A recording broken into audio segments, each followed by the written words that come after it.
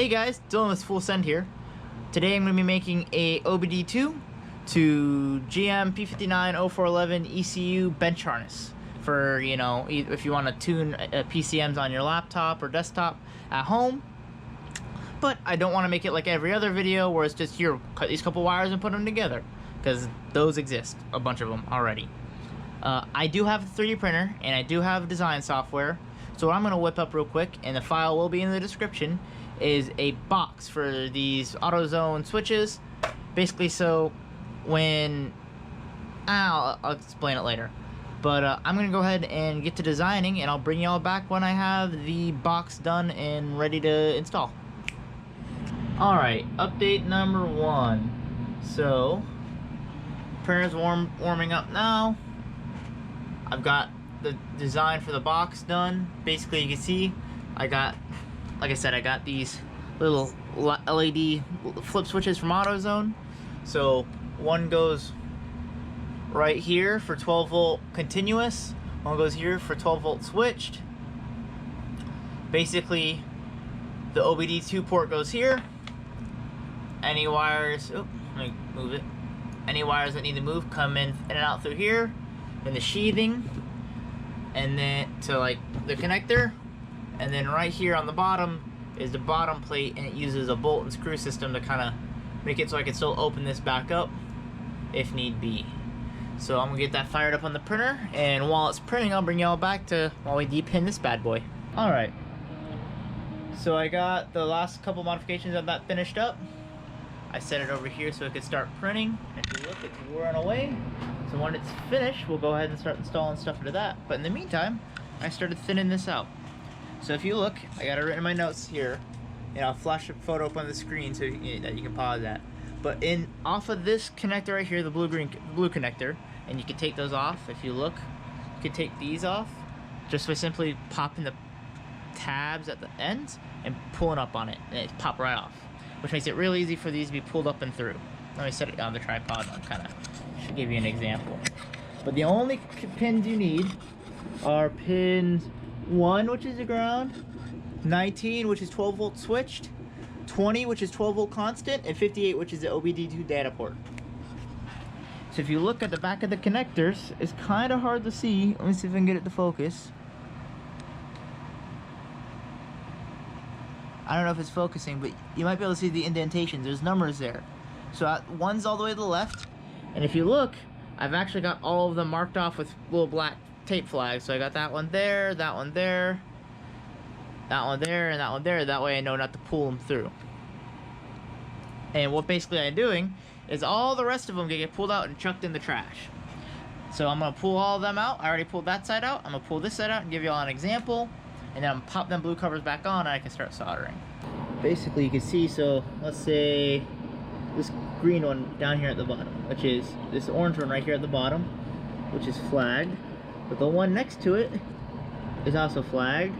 But the one next to that one, red, not flagged. See, I didn't put a flag on it. I'm going to take my pliers right here, grab that pin, and just pull it through. See? Garbage. And I'm just going to do that all through there. And then like on this side, where it's finished, all I'm going to have to do, making sure I pop this on the same way I took it off, which is keyed so it looks like you can't really do that, is just click that back on. And you're all set. Alright, so I've got the pins taken care of, so now it's just the 4 that I need. I've got both the blue connectors back on.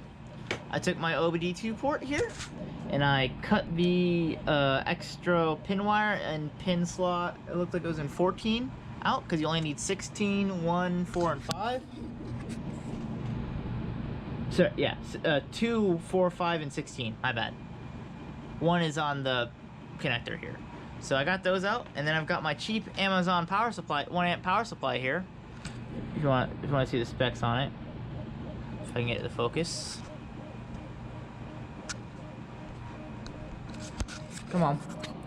Come on, GoPro. But if you can't see, it says 12 volts at 1 amp.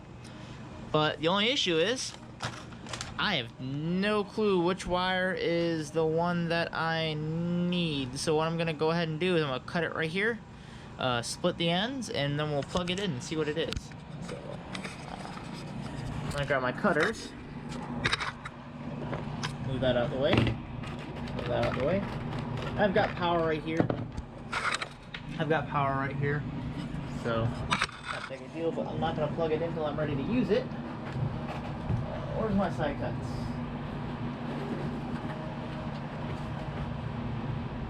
If you don't do a whole lot of electrical projects, get yourself these two tools, so self-stripping pliers and then side cuts. They will save you so much time.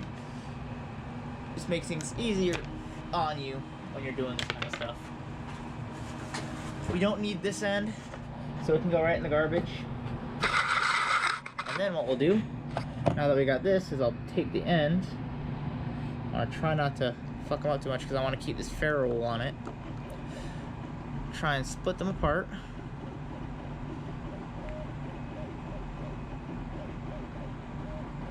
Yep, see right there? See how they're split? Now what I'll do is self-stripping pliers, get it to a length of wire that I want, strip it out, and there you go. Give the wire a little twist, and do the same thing on this one.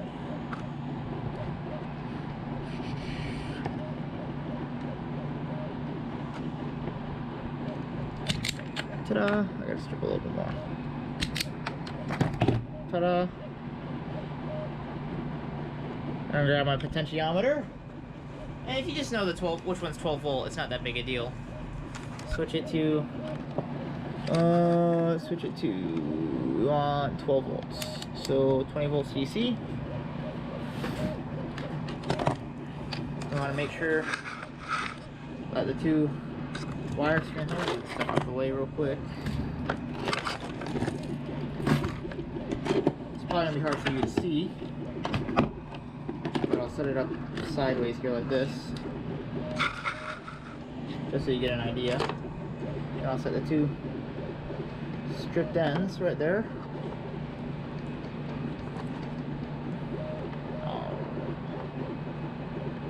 Basically, I just want to make it so I can just touch them together. So let me plug it in, and then I can tell. And how I'm telling which side's which. All right. So if you look, and it's gonna be kind of hard to see, but if I touch to the two, you see the negative sign right there? It's right there. It's normally right there. See the negative sign? That means my polarity is a swap. So I swap these over, and now it's reading me power. It's not going to give me a super accurate reading because I'm not putting a whole lot of pressure on the wire, but you can see it's giving me numbers. 12.47. That's correct. So that means this one over here, this one right here is ground, and this one's power. So I'm going to plug this one now. Give it a second because I don't want to make sure there's no more power flowing through it. There's a little bit of residual left. See it going down. I'll put some tape, right? Put some tape on that one, so black tape on this one, so I know this one, the one with the long lines, see, is ground, which is nifty. So I got some electrical tape. It's a big roll, so I don't forget shit. But that makes my life easier because now I know which one's which. Alright.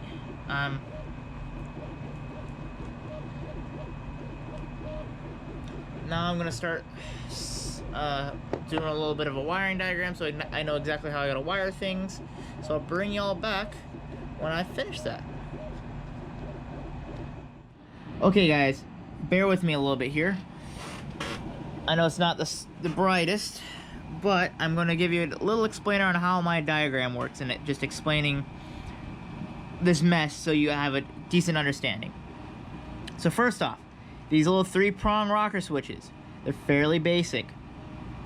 The first pin is where you run your ground. The second pin is where you run 12 volts from your power source. And then the last pin is where you run to your accessories. So, if you look at it, we have our OBD2 port here, which has a ground, a 12 volt switched, and a data wire. We have our blue side of the harness, which has a ground, a 12 volt switched, and data wire. We have our power supply, which has ground and 12 volt. And then we have two switches. So we want to have one switch that turns on the switch power and one switch that turns on the regular voltage, right? The constant. So the constant will be like powering on, the 12 volt will be switching on the PCM. So I have each of these switches labeled 12 volt switched as 12 volt SW and 12 volt plus as 12 volt constant. So what you do is you run ground to all, so you'll run a wire from the ground pin to both of the first prongs on the switches, to the ground wire on the OBD2 port and the ground wire on the blue side of the harness. And then you take the data wire from the blue side of the harness and run it straight to the data wire on the OBD2. That's what the MVPI2 is using to interface with the PCM. Alright? And then you'll want to take 12 volts and run it to the center pin on both of the switches from the power supply. And these wires get connected into nothing else except for the middle switch on both switches. Now, 12 volt constant is a little misleading. In a car, 12 volt constant means you're constantly connected to the battery without interruption. But here, we want 12 volt constant to act as like an on and off, so it's not really constant, it's constant when we switch the switch on. And then 12 volt switched is, of course, switched power, which means you're switching the PCM on, because that's like putting your key in the ignition and turning it on. So what you do from there, on the 12 volt switched switch, you run a wire to the 12 volt switched on the blue harness and the 12 volt switched on the OBD2. And then you run 12 volt constant from the 12 volt constant switch prong, the last one on both. So, let me rephrase that. The last one for 12 volt constant goes to the 12 volt constant on both of these. Last one for 12 volt switch goes to the 12 volt switch on both of these. It's really fairly simple. So what I'm going to do next, I'm going to set my soldering iron up. I'm going to take some of those leads right down there, and I'm actually going to solder onto these switches. That way when the housing's done printing, which it's already a chunk of the way into, I can literally just pitter-patter, stick them in, solder them together, and be good to go. Alright, so it's the next morning. I'm now starting to print the bottom, which isn't as necessary, but the top is done. As you can tell, it looks pretty goddamn good. I got both the switches in there and the OBD2 mocked up on it. I'm gonna take the OBD2 back out and lengthen the lead a little bit and solder everything together, but we're gonna start going ahead and getting the cracking on that. Alright, so I've got the OBD2 port mounted, both the switches mounted, wire extensions put on everything. It's a little bit of a mess right now, as you can tell. I've also got foot-long extenders wired onto the harness. It's kind of hard to see, but basically I have where the wires come out of the harness, I wire about a foot long of extension. I know they're not the same color code as everything else, but I don't have long enough wires in those colors, so it's just gonna have to be that way. I've also got the power supply stripped and ready to rock. So what I'm gonna do next is I'm gonna run it, the power supply and the harness cords through that hole, solder them all up, and then I'll bring it back when I plug it in to test it. So I did like I said in the wiring RAM. Wired all the switch to the switched, all the powered constant to the powered constant. It's all nice and tucked up in there in the current moment. Got my power supply plugged in, and I figured I'd show you all the first test. So, boom, boom, beautiful. Then the MVPI goes right on there. Whenever I want to use it, just, you know, here's your 12 volt constant, and then if you want to act like you're putting the key in the car and turning it on, you hit that one. So I grab my multimeter, whatever you want to call it. I'll set it to 12 volts. Here, I'll bring you back one sec. So as I was saying, set the tripod up. Alright, so constant 12 volts. Now set the multimeter right here. Let's see, if I want to power, I believe So on the OBD port, 2 is data, 4 and 5 are ground, and 16 is constant 12. So I hit this switch. Now these 2 pins should be powered.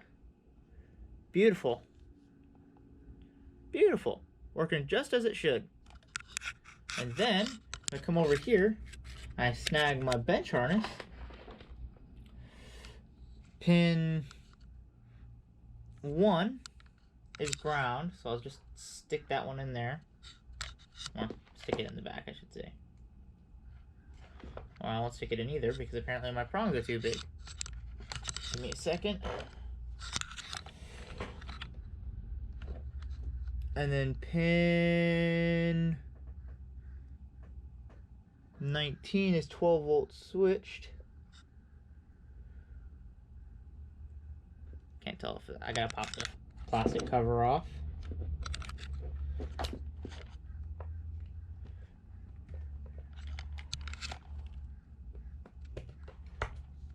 Okay, plastic cover's popped off. And then pin 1 is right there. So with 12 volt switched off, I know it's kind of hard for y'all to see, but 12 volt switched off, I shouldn't get any power through there. Right?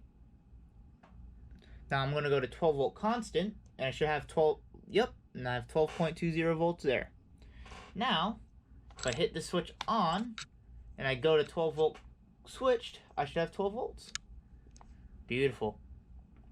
Off, on, off, on. That's awesome. And then if I go 12 volt constant, off, on, off, on. Beautiful. So there is that. That's how all of that's wired.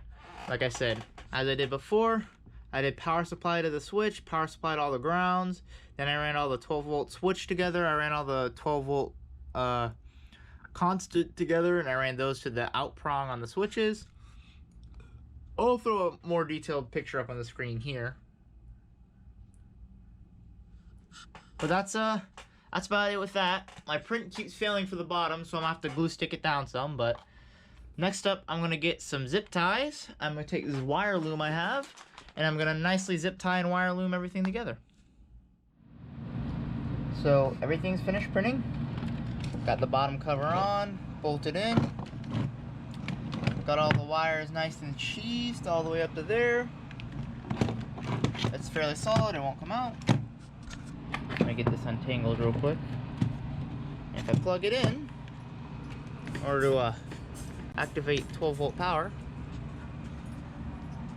basically if I want 12 volt constant, click that one. And if I want 12 volt switch, just gotta click that one. And now both are on. So that's basically how you do it. It's not that complicated, and I'll post the thing files for this box along with pictures and everything for the switches and part numbers in the description. So have a wonderful day, and thanks for watching.